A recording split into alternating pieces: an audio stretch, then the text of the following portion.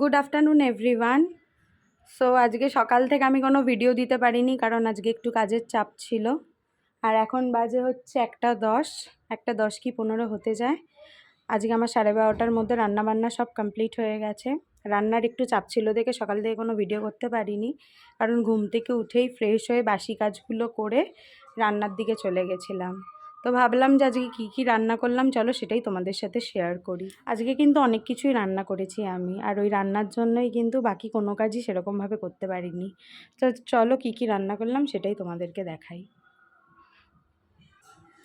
প্রথমেই আছে এখানে ভাত, হাঁড়িতেও ভাত রয়েছে, আবার এখানেও এটাতেও ভাত আছে। আর করেছি হচ্ছে এখানে বেগুন ভাজা, এটা সকালের জন্য করা হয়েছিল, আরও করেছিলাম, খাওয়া হয়ে গেছে। সেই সাথে করেছি এখানে এই যে বাঁধাকপির তরকারি।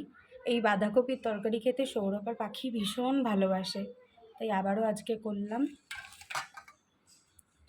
সেই সাথে করেছি এখানে পনিরের তরকারি। আজকে পনিরের তরকারিটা না একটু গন্ডগোল করে ফেলেছি, মানে একটু মিষ্টি হয়ে গেছে। মানে যেদিন রান্নার চাপ থাকে কোনো একটা খাবার আমার হাতে গন্ডগোল হবেই। এই যে করেছি পটল সর্ষে পোস্ত, এটা অনেক দিন পর করলাম, এটা একটু গা মাখা মতো করেছি। আর সবশেষে এখানে করেছি জলপাই দিয়ে চাটনি। এই টকটা খেতে সবাই ভালোবাসে, তাই করলাম। কেন জানি না, যেদিনই একটুখানি বেশি রান্না হয়ে যায় কোনো একটা তরকারির গন্ডগোল হয় আমার হাতে। যাই হোক, আজকে এই ছিল মানে দুপুরের মেনু। আর এদিকে বাইরে দেখো, বাইরে কিন্তু বিশাল রোদের তেজ আছে।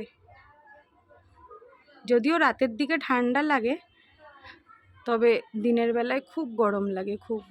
আর আকাশটা দেখো কি সুন্দর লাগছে। আমি জানি না ফোনে কেমন কি বোঝা যাচ্ছে, তবে দেখতে না ভীষণ ভালো লাগছে। আর ওই যে দেখে মনে হচ্ছে তুলো ভাসছে, খুব ভালো লাগছে।